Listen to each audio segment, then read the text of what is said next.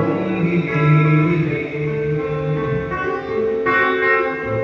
Ang tanging alay ko sa'yo, aking Ama, ay buong buhay ko, puso at kaluluwa.